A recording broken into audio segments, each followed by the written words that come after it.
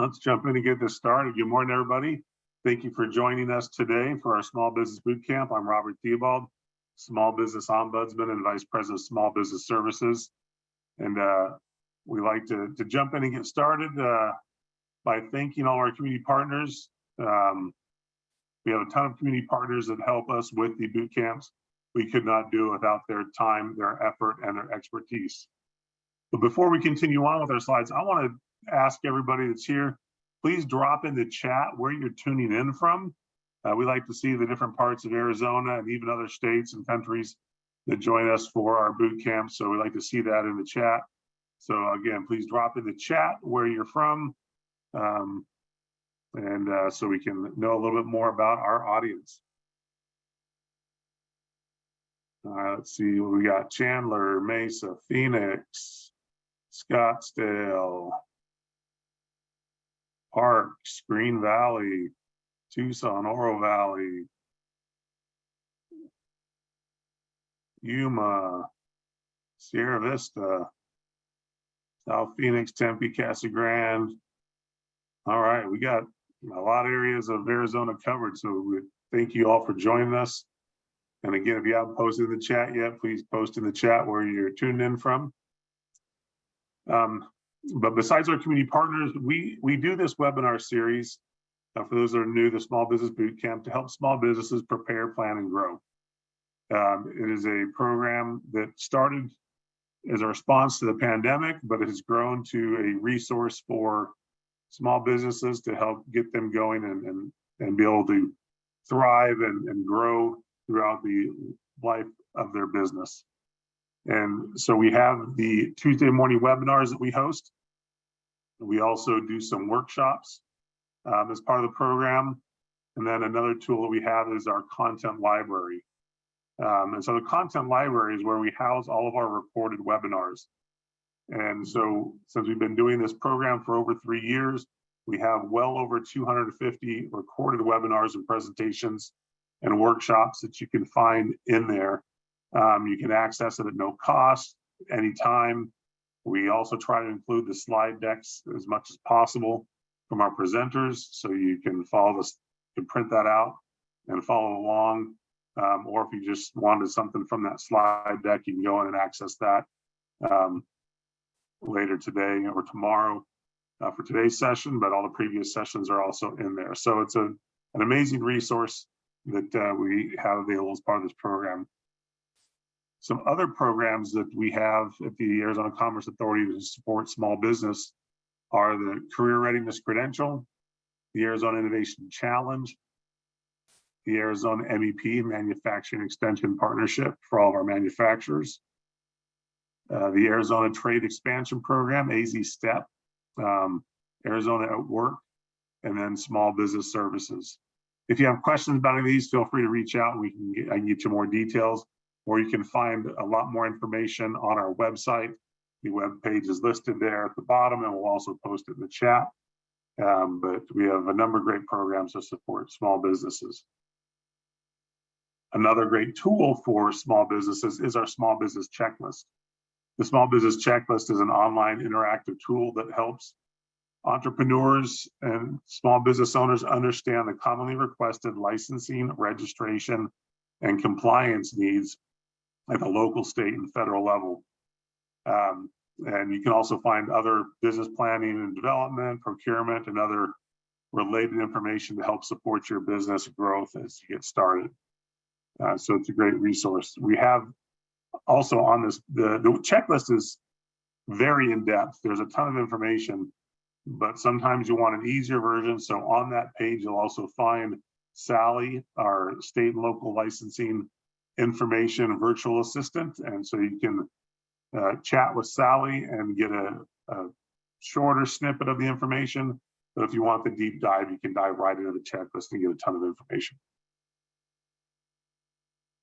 We'd also like to share a few updates with you. This is a section of the intro that we like to share. There's key things.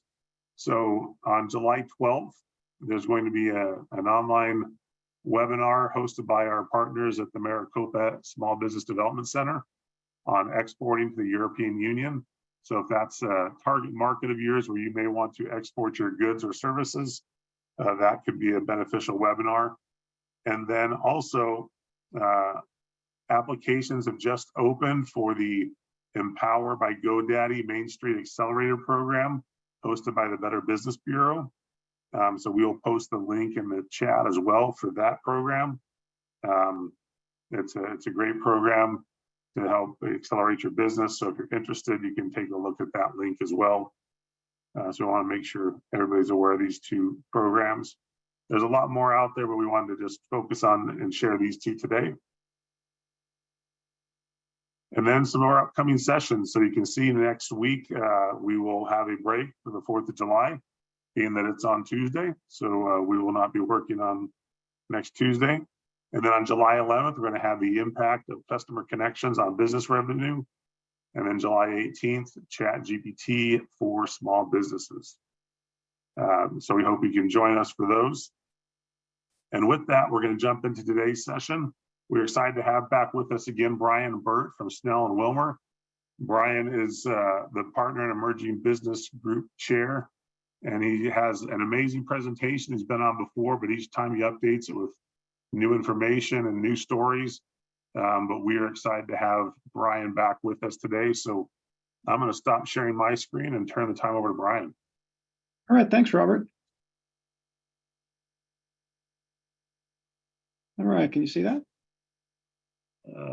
We can see it now. Yep, looks good. All right. Well, thanks again. Appreciate it. I really enjoy the opportunity to present to the ACA audience here, and look forward to today's program. We're going to cover a ton of information in the next 52 minutes. So feel free to take some notes. As Robert mentioned, it'll be available for reviewing after. And also, I'll throw out at the beginning, I'm happy to schedule a free consultation with anyone on today's presentation to discuss any of the topics we're going to cover, or just talk about a general legal audit of your business. So with that, we're going to jump right in. Feel free to throw some questions in the chat box. We'll attempt to get to as many as we can, but again, a lot of information to get to you. So we'll do our best. Just a little snippet about the firm for those who may not be familiar with us. We've been around for a long time, at least by Phoenix standards. Got about 500 lawyers. We just recently moved our Phoenix office down to Cityscape a few months back, and we're a true full service firm. So all the resources you might need to start, grow, and sell your business. As Robert mentioned, my role here at the firm is to chair our emerging business group. So I get to spend my days working with entrepreneurs of all shapes and sizes, from kind of concept stage all the way through the liquidity event at the back end and everything in between.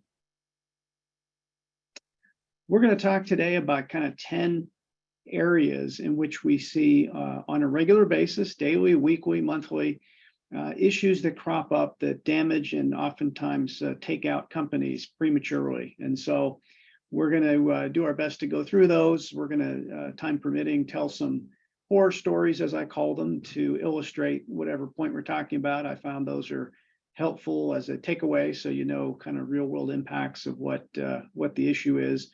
We're also going to talk about from time to time what I call myths on the street, things that people may hear from buddies, they may read on the internet, they kind of learn this information and not sure whether it's accurate or not, but it becomes repeated so often that people think it's true when in reality it's not. So we'll dispel some of those along the way. So issue number one, selecting the wrong form of corporate entity or changing to something different if you decided that you did. There's really four options out there. You can be a corporation. If you just form it, it's a C Corp. If you elect S status, it's an S Corp. You can also be an LLC or limited liability company, or a limited partnership. Really, almost no limited partnerships being formed these days. So you're kind of down to the corporation or LLC. First myth on the street, you got to be a C Corp to maximize your liability protection. Everyone wants to make sure that their personal assets, retirement account, et cetera, is not subject to corporate liabilities. That's why you form a company to begin with, to operate your business. All entities offer equal liability protection if they are formed and operated correctly. So that allows you to select whichever approach you would like. I'm a big fan, for those who know me, of LLCs as the starting point. They offer maximum flexibility to structure the entity. They have one layer of tax. You're not taxed at the corporate level, just at the individual level. And so all things being equal, I would start with an LLC. Some folks will talk about, hey, I'd like to do an S corp. There's a lot of accountants out there who recommend that. They do have some withholding tax benefits, so there can be a reason to do an S corp, but on the downside, they're extremely restrictive if you're going to grow the company, raise capital, and do other things. So starting out as an S corp is probably limited to some pretty particular circumstances. On the C corp side, there's a lot of folks who say, hey, I've got to be a C corp to become a big company. Again, another myth on the street. You can raise capital, you can grow as big as you like and sell the company for as much as you want in that LLC structure. The only times you've got to be a C corp are when you're going public. Few people doing that these days, or there are some funding sources that will require you or insist that you're in a C corp structure. But until you get to that point, I'm always a fan of, again, giving yourself the maximum flexibility, minimal taxes, or at least no taxes at the corporate level, so minimizing your tax bill as you go forward. And if you have to change down the road, there's opportunities to do that, typically on a tax-free basis. So I encourage you to start out in the LLC structure. If you're not there today and you want to talk about how you might get there, happy to do that. Another thing I'll throw in is that all these issues we're going to talk about today don't get better with time. So people often put the legal stuff aside. We get it. It's not the most exciting. And you'd rather focus on growing your company and making some sales, generating some profits. But all the issues tend to get worse as you go on, more expensive to deal with if you can fix them, not better. So we encourage you to, if you see something in today's presentation, do some follow-up and figure out how do you get that issue addressed. Don't let it sit there and kind of bake over the course of time. Our first horror story, pretty straightforward one, happened a few years back. We had a company that formed as a corporation, C Corp, grew in value, transferred the corporation's ownership to the second generation of owners, decided that we got brought in to transition to the third generation of owners. For whatever reason, the second generation didn't think about restructuring, electing a status, doing something to eliminate the corporate level tax. By the time we got there, there was no time from a legal standpoint to make a change. If they had 5, 6, 7 years, you probably could have done it, but they had to facilitate the transition pretty quickly. Long story short, company was worth 20 million at the time. And so there was no way for that second generation to get around paying taxes on that $20 million worth of value, corporate taxes on that amount when they transitioned to the third generation. So no matter how you do that math, it's millions of dollars in extra taxes that simply didn't need to get paid, but had to because there wasn't proper planning done along the way to make that transition. So think about what structure you're in and what's going to make sense for you going forward. Issue number 2, not protecting your corporate shield. So most people, most entrepreneurs that is, say, hey, I've got a corporation formed, an LLC formed, I'm good to go. I've filed with the Corporation Commission or whatever state you formed in, maybe Delaware, could be Nevada. And you say, hey, I've done that, so no reason to worry. I'll sleep well at night knowing all my personal assets are protected. And unfortunately, doing just that is a good start, but not the only thing you need to do to make sure that the worst case, if your company goes sideways, is that you shut it down and move on to something else, as opposed to creditors taking your kid's college fund. So you've got to do what we call prevent piercing of the corporate veil. Fancy legal word meaning you want to make sure that corporate shield stays in place. Well, how can it not stay in place? First thing is that people don't treat companies as separate entities. They don't follow the corporate formalities. Another good thing about the LLC is there aren't a lot of formalities to follow.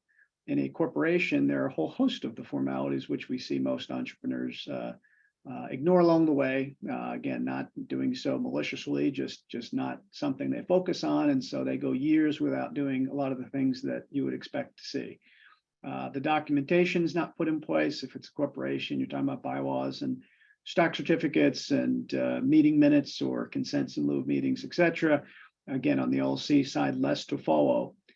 But the big thing is they treat the company as an extension of themselves. There's one bank account to fund personal and business expenses. There's no separate tax number. They set the company up and really, again, don't separate personal from professional. And that's really critical to making sure that if a creditor does come knocking, the only thing they can get out is the company. Your personal stuff is separated and walled off from whatever's happening in the corporation. You undercapitalize it either at the inception or when you go to expand the company. So you can't start a company hoping revenue is going to get generated. At some point, you'll pay all those initial expenses, your lease, your employees, your marketing agency, your lawyer, et cetera. You've got to put enough cash in the hopper day one to make sure those expenses are funded. It could be money you put in, it could be a loan, but there's got to be enough capital in there to make that happen. You can't hope for the best and find out, revenue is not quite what you thought it would be and decide to just shut down and go do something else. And finally, fraud. I'm assuming no one's out to commit fraud, but this is a little bit different perspective. Obviously, if you commit traditional fraud, you're in trouble. But what we see here is, let's say you get laid off by an employer, you've got a non-compete, you want to be in the industry a little sooner than maybe you're allowed to under the non-compete. So you say, hey, I'll form a company. I'll allow that company to compete because that company's not on the document I signed with my employer.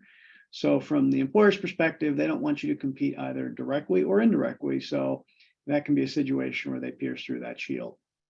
There still can be, even if you do the above stuff, some personal liability in certain circumstances. Obviously, if you commit bad acts, expect to be on the hook personally. There's any number of situations where if you don't follow the rules, particularly in areas like employment law, you can find yourself on the hook personally. The big thing that we see is personal guarantees, which lots of companies are having its owners sign, whether it's getting an initial loan, maybe it's leasing some office space. You often can't get around them. The key is to make sure you monitor and get off them at your earliest convenience. And the horror story here, this one happened a while back, probably the worst horror story of today. We had a company about to go through an exit transaction, probably about a $60 million deal, nice deal for the owner, really nice individual. And at that point, this was back in 2008, no one saw what was going to happen in the fall of 2008. For those who were working back then, you know what's coming. And there was millions of personal guarantees millions of dollars of personal guarantees for the individual who owned the company. And it's a little bit challenging from an administrative standpoint to get those released. You got to go through a lot of paperwork and it takes some time. So the thought was, let's close the deal, pay those off at closing. Everything's much easier, more efficient. So the individual decided not to pay off the guarantees in advance, could have done so, but decided not to. Well, in a span of 60 days, maybe a little bit longer, went from a $60 million sale to zero. And then the banks came calling. And they weren't about to say, well, hey, we feel bad you lost your company. We'll let you off those guarantees. So they went from a great sale to essentially personally bankrupt because they had not paid those off. A really, really horrible result, and one that could have been avoided. Again, worst case, you want to have the company dissolved and be free to go do something else. This was a result that you never want to see happen, and yet we see it constantly when people get on these guarantees and just don't figure out a way to trade those in, pay them off, put different collateral up. Again, keep those in mind as you go through the process and make sure you protect that corporate shield. Number 3, so putting all your corporate eggs in one basket. There's ways to structure your company, whether you're just getting started or you're already a few years in, to kind of wall off or fence off different components of the business. Let's say, for example, you own the office space that you operate your business out of. It would be nice to put that office building in a separate LLC and lease it to your operating company. Why would you do that? Well, if something happens to the operating company, that real estate is tucked away safely and the creditors can't get at it if done correctly. Same thing if you've got some intellectual property, you've got some equipment. You also may want to think about segregating different lines of business in different LLCs. One may be a lot riskier. Maybe it's in a different line of business. It's in a different geographic jurisdiction with a lot more regulation. And so there's ways to structure it, whether it's a holding company with some subsidiaries or an affiliate structure, to be able to put those fences around, again, thinking ahead so that if something bad strikes, you're able to navigate out that with as little harm as possible. And again, hopefully live to fight another day. There's issues involved with doing it. Happy to help you walk through it when you do it. And if you do it, you got to respect your own fences. No different than when we talked about not piercing the corporate veil with one company.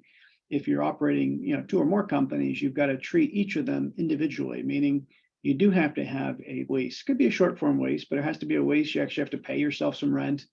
If you have pass-through entities, it's going to be pretty much net neutral in terms of you'll pay yourself without any intervening issues. You're not going to typically create any extra taxes or other lost dollars in that structure, but you do need to treat it as separate entities and so forth. Lots of people set up the companies, but don't have those agreements between them, and they defeat the purpose. So on this one, a quick story and an example of what can happen to you. And by the way, if you're doing this, you want to do it when there's not any action in terms of disputes, lawsuits, etc. If there are claims kind of pending, and in particular, if there's any lawsuits pending, this might be a little more challenging. But if it's a quiet period in your company, or if you're not started, it's a great time to think about putting the structure in place. In this case, we had a couple who had an operating company looking to transition to a software company, do something different. Spent a couple $100,000 developing software within the existing company. Just didn't think to take it out. Was going to do it at some point, but just waited a little bit too long. Got sued in a class action in the operating company, and that class action would have taken all the assets if successful.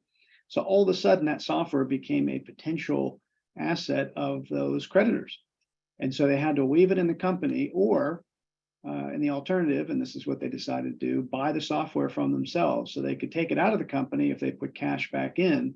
That, again, if they lost the lawsuit, could have been paid out to those plaintiffs. So they had to set up a structure, as crazy as it sounds, to buy the software from themselves. And fortunately, this one ended on a good note. They settled that lawsuit, but had they not, they would have spent $200,000 developing it and another couple $100,000 buying it from themselves. So doubling the cost just to get it out of their own company.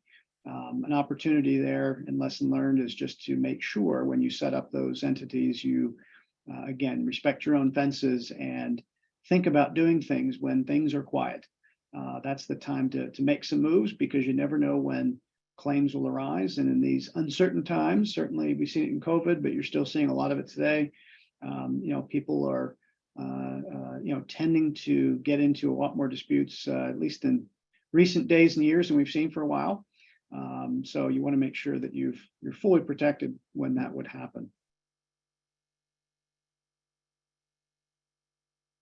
So I'm going to check the box real quick. We have a question: does LLC sole proprietorship differ from S corp in terms of personal asset protection? So the tax treatment, I think if I understand the question correctly, is not going to impact if your assets are protected. That's a separate issue. So think about it from a corporate standpoint and a tax standpoint. You want to be most efficient from a tax standpoint. So if you're an LLC and it's just you as the owner, you're typically treated as a disregarded entity. Versus if you would elect S corp status for the LLC, which you could do. But again, putting aside the tax treatment, if you follow the suggestions we've talked about in the last couple slides, you should be able to hopefully maximize your protection against creditors if you do the things that we've talked about. Next up, one of my favorite slides, having no shareholders or operating agreement. So if you have a partner, or you will have a partner, including a family member, you simply have to have one of these. It addresses all the issues you see on the screen. And the myth on the street here is that you will be able to turn to the statute if there's a dispute. Problem with your partner, we'll go to the statute. The Arizona LLC statute has to have a playbook that describes in detail all the ways to address the issues you see. And unfortunately, it doesn't. No state's statute does. I don't care if you're a corporation, you're an LLC. At most, maybe it covers 20, 25% of the issues you might encounter. And even then, it doesn't do so in a way that often makes sense for the business owner. And you're going to get a result you're not happy with. And it doesn't cover, as we'll talk about in the horror story in a minute, some of the things that you would think are absolutely included. It has to cover X, Y, and Z, and it doesn't. At the end of the day, you are going to disagree with your partner. And if it's a family member, we always love when folks say, hey, I got my dad as my partner, I got my brother, or I've got, my aunt. We get along great. There's no need for that. Well, the nastiest disputes we see break out are those among family members. You've got the business issues, and then you've got the family dynamics on top of it, and it creates a really messy situation. So the purpose of putting this agreement in place, and it's probably the most complicated and least exciting document. People hate to do it, but it is so valuable. It does all the things we're talking about. It aligns expectations, it allocates and creates that playbook. Who's going to manage the company? How do we allocate the economics? How do we plan for an eventual transition? People will leave. I don't care how many people you start with, someone or maybe a few people are going to do other stuff. It's just a matter of time. And so you want to be able to facilitate an orderly transition when it comes up. And if there's a dispute, resolve that without killing the company. I can't tell you how many companies we've seen go to zero fairly quickly because the owners were fighting. Customers don't want to be a part of that. Employees don't want to be a part of that. And it destroys a lot of value for those owners and their families. So the horror story, I said the one a couple minutes ago was the worst. This is definitely the worst one. So people would assume that if you're doing bad stuff, there's got to be a statute provision in each state that allows you to get your owners expelled from the company. So long story short on this one, because I want to be respectful of time, we had a business owner, kind of a minority owner in the business, just a small piece, but had gone out and decided he was going to go and try to take out his ex-wife and his ex-business partner, and got caught, obviously, in the process. I think got caught on tape. Didn't kill anybody, although did shoot, I think, the ex-wife's brother. He's okay. But you would think when someone tries to go kill people, he could get expelled from the company immediately, no questions asked. And unfortunately, that's not how the statute works. There's nothing in there that talks about attempted murder and the ability to expel a partner.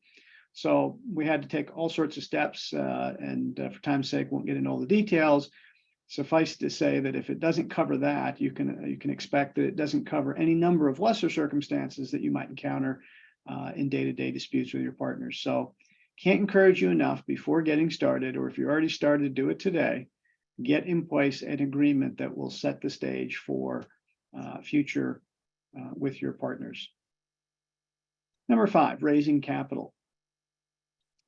So one quick question, what about husband and wife partners? So, as I said, family members, nastiest disputes you can get. I've got one right now with a husband and wife, and we don't do family law, but we're representing the husband work through some issues from the corporate side, and hasn't gotten as bad as it may, but it's not friendly at this stage. A lot of crazy stuff going on. And this stuff happens all the time. People get divorced, 50% divorce rate out there, higher in certain places.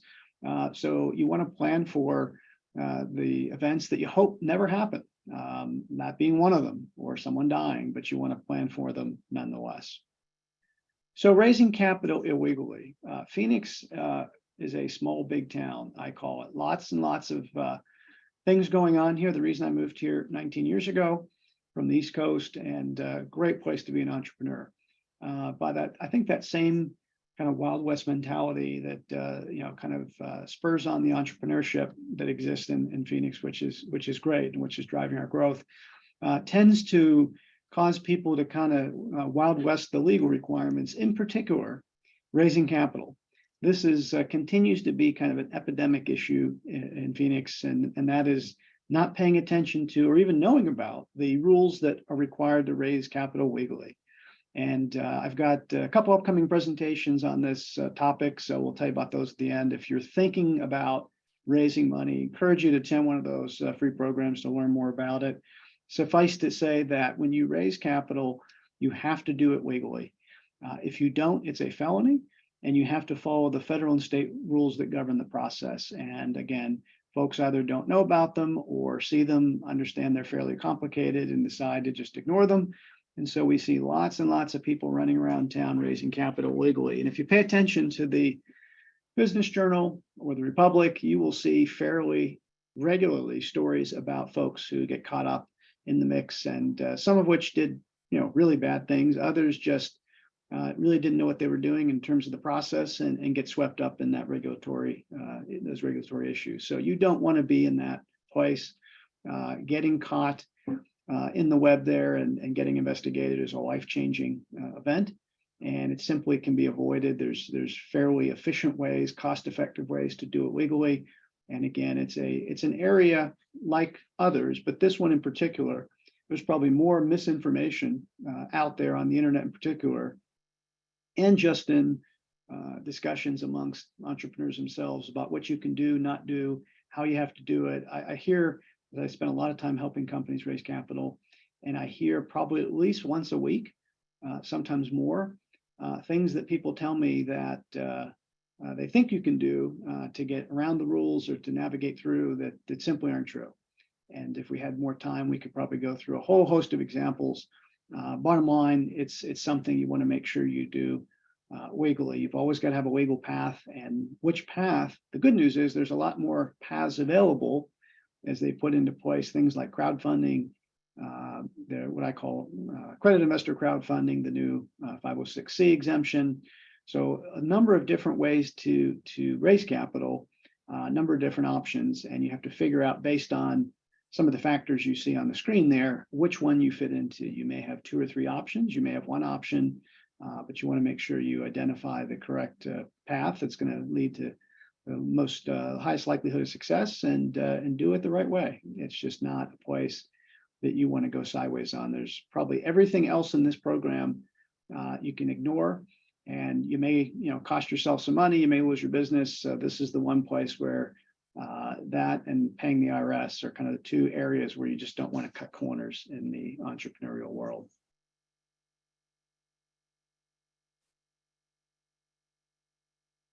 Protecting your IP rights or failing to protect them. Every company has intellectual property. You may be saying, hey, don't have a patented widget, so I don't have any IP. And that's simply not true. Everybody has something. It may be a trade secret, kind of a proprietary formula. It may be the brand that you use to market your business. A lot of companies are doing things that a million other companies are doing, but they are able to differentiate themselves from the pack by their name, their logo, their catchphrase, etc. That branding is what differentiates the customer experience. And so you want to ideally kind of go through an IP audit to figure out what your IP is or may be, and confirm who owns it and how can you protect it. Kind of one of those myths on the street is if you have people create stuff for you and you pay for it, you own it. And unfortunately, the default rule, particularly for folks who are not employees in the company, let's say you hired an outside consultant to go ahead and create a website for you, you assume you pay them, you own it. And that's not how the default rule works. So you have lots of people, and I think that we tell this in the horror story in a minute, believing that's the case, finding out at a later date that that is not true, and not owning some critical components for their business. You also want to figure out, once you confirm you own it or take actions to own it, it's not a heavy lift to make sure you own it. You can have some magic language that assigns the work product to your company fairly easily in a few paragraphs. It's not hard to do, but it needs to be in there. And then you determine how you can protect it. And there's lots of ways to do that. There's some informal ways, like making sure everyone doesn't have access to your computer system at your office. That's fairly simple, but a lot of people don't do it. And then, of course, there's legal steps, whether it's making sure people have in place confidentiality agreements, they have in place assignment of invention clauses, as we just mentioned, and then using the protections available, filing for that patent, filing for that trademark to protect your name or your logo. Lots of folks say, hey, I'm just a small business here in Phoenix. I don't want to spend time, money, or effort to protect my name.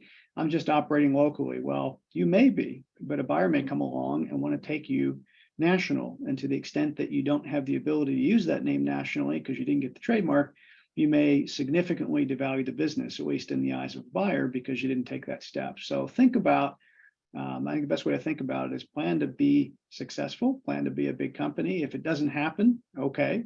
But oftentimes people grow a lot bigger and a lot more successful than they anticipated. And if you haven't taken some of these steps, it's going to inhibit the growth, or at least the value, when it comes time to liquidate the company. So the story here, we've got a company that really has not really proprietary stuff, but they've got branded products. We'll call them a consumer-based company, and very, very successful. Went to sell the company a few years back, and it was a year-end deal closing. Found out that all the trademarks, which were a key part of the value, it was about a $30 million deal, they owned none of them, because they had consultants creating those brand names that they slapped on each of the products and that the public knew well. Didn't own any of them. So they had to chase the consultants around the globe, because people were on vacation. This was a week between Christmas and New Year's, to get those folks to assign over that work product. And fortunately, this one ends on a good note. They had a good relationship with those folks. They were continuing to work with them. So they agreed to sign those over without extorting millions of dollars potentially from the client to do so. And the deal got closed. But just think about not getting $30 million in your pocket because your consultants didn't sign, half a sheet of paper assigning over that work product, which would have been the result, or at least they would have got millions less if they had to pay them out on top of what they had already done historically. So go through and figure out how you protect your IP. It's time and effort well spent. So I see we've got a host of questions in here. I'm going to try to get to some of these at the end, and I apologize if we don't get to all of them, but I want to make sure we get through all the slides. If we don't get to your question, because I see them, they're stacking up, again, happy to have a free consultation with folks to talk about any of the things in today's presentation. So feel free to follow up after. So mismanaging key employee issues. The statistic has gone down a bit. It used to be up to 90% when I do this presentation. I just saw one when I was putting this together the weekend. It was 60%. And I think there's lots of different statistics, but bottom line is it's an enormous number. And to the extent that you are looking for people or are looking to retain the folks you have, lots of challenges out there in the workplace due to all number of factors, ranging from kind of the COVID stuff that's still causing us to redefine what the workplace looks like, new generations of workers coming in and having different needs and expectations. Employment is an area that has a lot of rules involved, and obviously we're not going to cover those in today's program, but I want to throw out some things that you need to think about because they can get you in trouble pretty quickly. The government, federal and state, takes great pains to protect employees, and so this is one of those areas where you find, hey, if you do something wrong and what might be 10 grand in damages becomes 30 grand because they triple the damages, and then they add on some more penalties. And so what appears to be a potentially small claim can magnify itself pretty quickly. And there's a number of areas that have personal liability attached, so you want to avoid those, obviously. There is a proper way to hire and fire employees, period. And it's based on the state that employee is located in, not necessarily the place your company is located in. That comes to surprise for lots of different employers. Understanding what employees want. It is very different with the different generations. It used to be you pay more, you kind of get more. Now there's lots of different ways to incentivize your employees, and each generation, again, has different expectations. There's a MetLife annual study they put out. It's free to download. Encourage you to take a look at that, and they do a really good job of kind of capturing those different generations and what they're looking for. And it's pretty, diverges pretty significantly with what employers think those people want. So it's worth a read to check that out. Suffice to say, there's a lot of different ways, whether it's employment agreements, different benefits you can offer, performance bonuses. There's ways to give what I call a piece of the pie without giving actual ownership in your company. When someone says, hey, I want to be an owner, there's ways to do it without actually making them an owner, but making it equally attractive from a financial standpoint. This is one of the big dogs. One of the big takeaways this morning is you can't just decide with your employee or your contractor, hey, we'll agree to X and that makes it so. Again, one of these myths on the street. Well, that contractor agrees that they want to be a contractor. They don't want to be employees. So we'll put that in the document. They'll be an independent contractor. States are really tightening this up, making it difficult for folks who are really look and feel and smell like employees to be contractors. It's almost impossible in California, thanks to recent legislation. But here in Arizona and in other states, it's getting tougher. Again, lots of rules that govern how people can be and must be characterized. It's not just what the two parties agree to. Same with hourly and salary. People say, well, geez, if I've got to hire those people, I'm going to make them salary so they can work as many hours as I like, and I don't have to pay them overtime. Again, there's all sorts of rules around that. And if you don't do the analysis correctly, you may find yourself owing employees for all those extra hours and doing so a time and a half or more to make them properly compensated. So get it right on the front end. Preventing discrimination, harassment, probably no hotter issue out there that people are getting sued over, companies getting sued over. You can't prevent someone in the company from doing stupid stuff, but you can put in place policies to discourage bad behavior and to make sure that there's protocols in place to address these issues as they arise, and in turn limit the company's liability a lot more than you could otherwise. So I'm going to skip over the horse story on this one. Well, actually, let me do it real quick. This is a recent story where the improper hiring process, so no bad intent, just didn't follow through with some of the key steps required to hire people properly, ultimately resulted in a significant sale transaction not happening. This was about a year ago. Sale price 40 to 50 million. Nice payday. The hiring issue was discovered fairly quickly by the buyer, who was a big company who just had to do things by the book, and called off the sale, had said, hey, go fix it.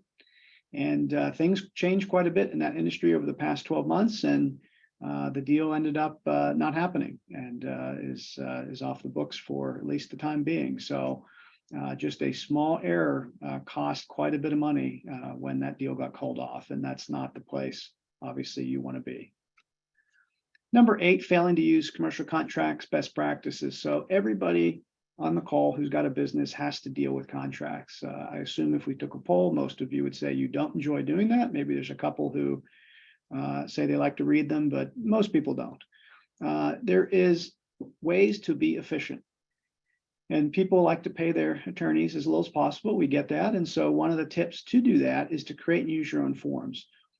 In all areas of your business, it is exponentially more cost effective and efficient to create forms that folks will sign or at least react to, as opposed to navigating every single customer's form that they give you, or every single contractor's form that they give you. And in some industries, understandably, those dealing with the government, you kind of have to deal with their version of the document. But for everybody else, you have lots of flexibility in structuring those things. And you want to understand what's in them.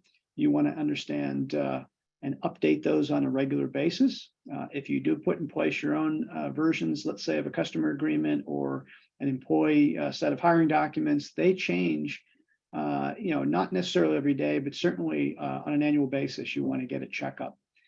Failing to do so may, you may sleep well at night thinking, hey, for example, I've got an employee subject to a non-compete that's enforceable here in Arizona, or a non-solicit. But the rules change. And we had this happen recently where someone called us up, we had drafted something, it was 8 years ago. And fortunately, the provision that she was looking to trigger was still enforceable, but other parts of that document were not. There's been a lot of changes and updates, would have had to rework the form, but never thought to kind of get a checkup.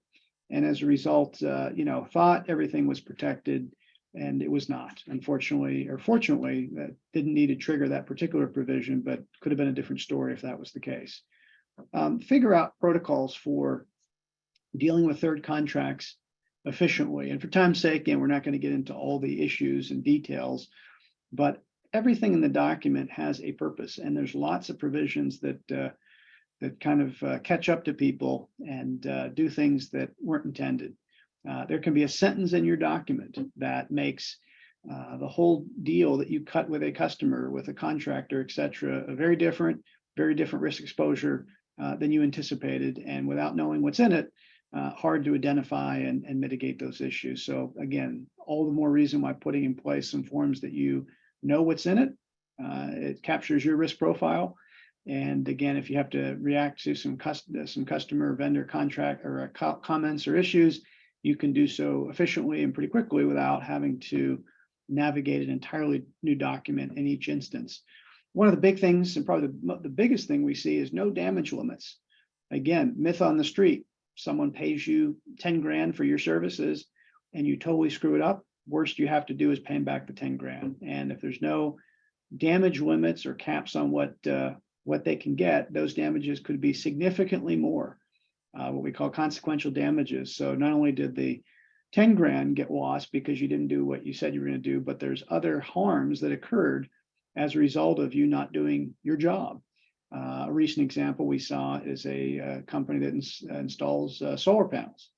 And so they paid X, Y, or Z for the installation.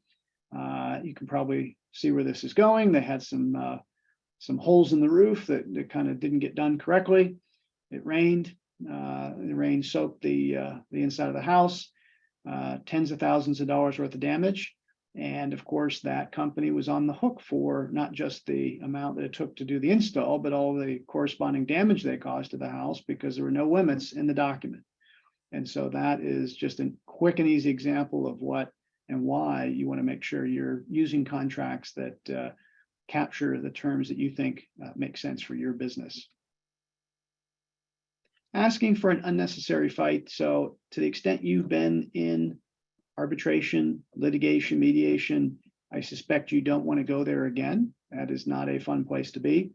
And there's all sorts of reasons why people get into battles. We've got 100 folks on the litigation side just in our Phoenix office that deal with these.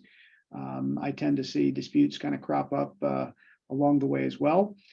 And, these are just some of the reasons that cause problems. And you take a look at the list here. We won't go into detail on all these, but suffice to say that people acting irrationally is at the top of the list. If people didn't act irrationally, things would get resolved quickly. You wouldn't spend hundreds of thousands of dollars fighting in court if an issue is worth 50 grand, but you see it happen all the time.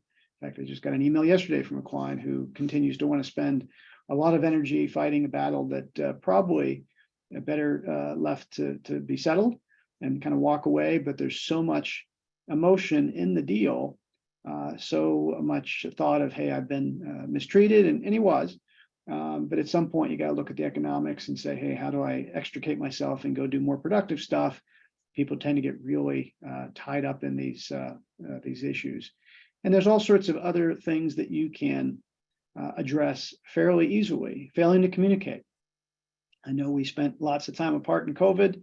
People are starting to get back together, obviously, a lot of stuff happening virtually, but it can be challenging to understand people's intentions, work through agreements, work through issues when people are texting back and forth or doing it through other channels that don't give you that live and in person, or at least a video sense of kind of what the other person is saying. That leads to issues that really aren't even there, but that lack of communication, or at least clear communication, causes those problems. Failing to create some trapdoors.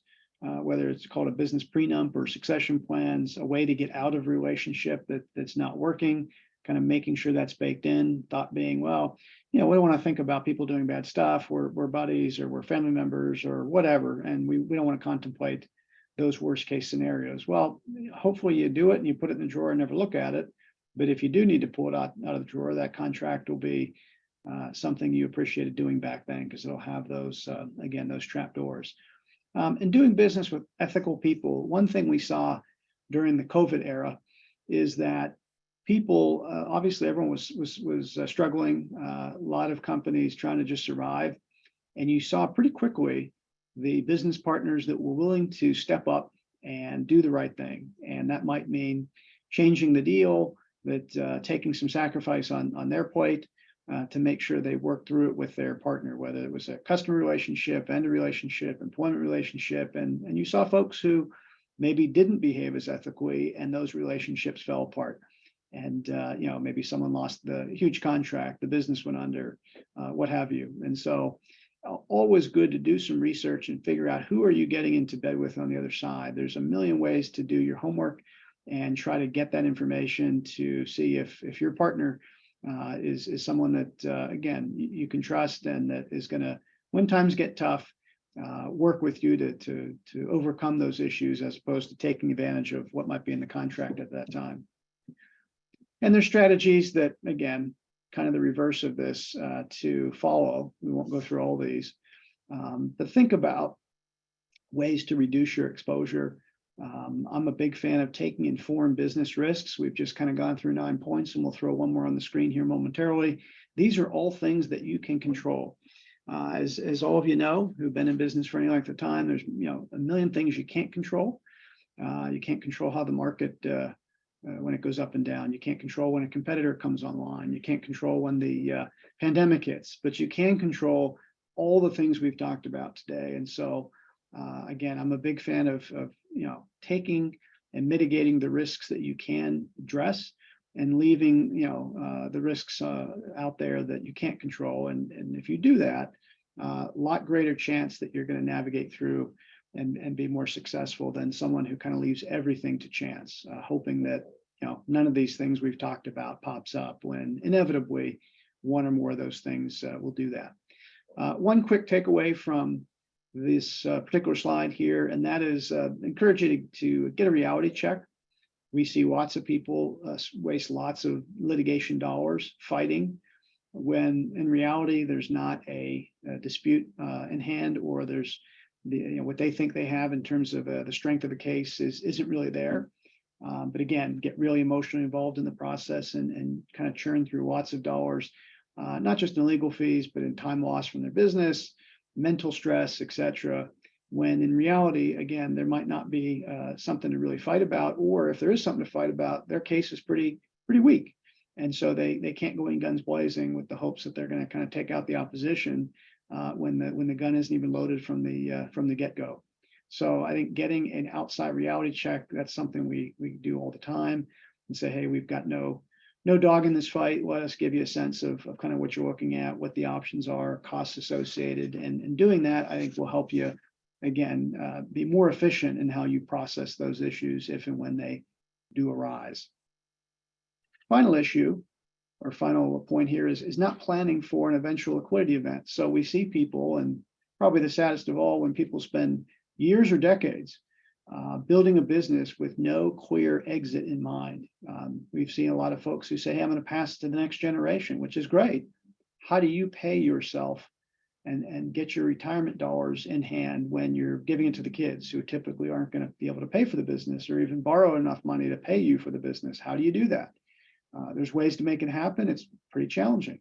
What about a business that you've never figured out how much it's worth in terms of a sale price? You've heard from your buddy who sold their tech company, they got 15 times profits. And so you assume that that's the multiple your business will sell for. We've seen, in the lesson learned here, we've seen people that get through decades of building a company only to find out that the value isn't anything close to what they predicted. Why? Because they didn't do a couple hours worth of research to track it down, didn't know to do that. And so they end up selling the business for a fraction of what they thought it was worth and go right back to work. And pretty tragic result when someone's entering into their later years, late 50s, 60s, maybe even older. And again, thought they were going to retire, have a nice bank account to do some fun stuff, maybe pass some wealth along to the children. And they have enough to pay off the debt, maybe go on a nice vacation, and then get started on something new the day after. That's certainly not the place you want to be. And kind of planning for that liquidity event, kind of putting that knowledge in place, is really a powerful thing, and frankly, a free thing you can do. It doesn't cost much to get some good advice about your company, what it might be worth, your growth strategy, your exit strategy, and understanding those things really before you start. But certainly if you're in business, no time like the present to make sure that what you expect, 3, 5, 20 years from now is doable and is going to happen. So encourage you to get a regular legal checkup, as I mentioned earlier. Happy to walk through a free legal audit with anyone on today's call, or just sync up to answer some questions about particular topics. So I know we've got lots of questions, and I'll try to get to those in the last 5 minutes, see what we can get to. And for others, again, feel free to follow up. Other upcoming programs and events, encourage you to take advantage of those. They're all free with different organizations around town, including How to Raise Capital, happening this afternoon. So if you're so inclined for another program at 5:30, it's both online and live. You can check that out. All the programs are available on a website you see on the screen there. So you might take that down if you're interested, and you feel free to attend any of those events. Our Emerging Business Seminar Series, which some of you may have attended, is coming back in September, taking the summer off, but we will be back in September. We've been running that for about 14 years, and that will continue when the fall hits. So with that, I guess we have a couple minutes, Robert, for questions. Yeah, we can jump in and look at the questions. Let's jump into the Q&A there and see what we got. Let's see here. So we're talking about professional insurance. If my business is based in Arizona, I work remotely. Do I need international bid? That is a pretty complicated question. So I will encourage Andrew to maybe follow up separately, and happy to get help you get an answer to that one. But there's a lot of moving parts there. What recommendations that you generally make to partners on how to deal with and resolve disagreements in day-to-day business? So that operating or shareholders agreement is the best way. Having pre-agreed upon dispute resolution mechanisms will save you a ton of time, brain damage, legal fees, because it's going to happen. And so figuring out, what do you do if someone dies? Do you turn the business over to the spouse, or do you have an opportunity to buy them out? What if they want out of the business generally? How do you facilitate that valuation and exit process? What if someone gets divorced? Does the spouse come in and take a piece of the company, or do something different? So all these things are baked into that document. Without that, it's really up in the air as to what you can agree on or not. And if you can't agree, it again leads to some chaos. Yeah, Brian, I have an example for that real quick. I know a business here in Arizona that there are multiple partners that founded the company, and now one of them is no longer friends with the rest, and they didn't have a solid management agreement. And so the one that's no longer friends throws wrenches in the growth process all the time. And they, can't buy him out. They can't kick him out because it wasn't properly set up. And, he's not trying to kill the company, but he's also not being favorable for it either. Sure. No, that's a great example. And some of these, I'm just scrolling through here, are, again, there's a lot more meat on those bones. So if I don't get to your question, feel free to follow up offline and I will get you an answer. One that's a little quicker: how does a person trademark company name, brand, logo? So that's a fairly straightforward process. It doesn't cost a whole lot. Basically, you'll typically do a search to see if others have utilized or filed for an application on that particular name, and a particular name and logo, et cetera, go with a category. So there may be different companies that use similar names, but different categories of products and services. Then you go ahead, if it looks clear, and file a trademark with the U.S. Patent and Trademark Office at the federal level. And if you get that, you have protection in all 50 states. So it is a really cost-effective way to gain national protection. You can also do it internationally. So that option is available for those who might be expanding their business at some point outside the United States.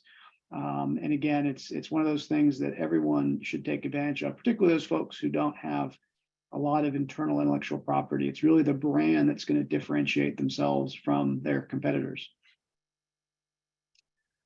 So someone asked about, they got a kind of trade name in Arizona. When should you get a federal trademark? I would do it very soon. Again, even if you're not going to expand outside of Arizona today, you may.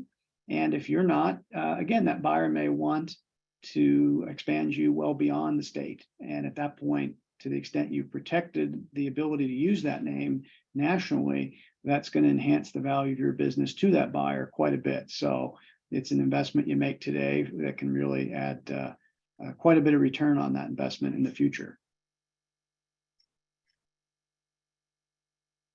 All right, well, we are right at time. So for those that weren't able to get their questions answered, Brian, can you go back to your slide that has your contact information? Sure. So we'll make sure we get that back up on the screen so you can get Brian's contact information, or go back to the beginning there. Again, this slide deck will also be available with our recording in the next day or so. So you can get that information from Brian at that point. But as we wrap up, again, I want to thank Brian for being here.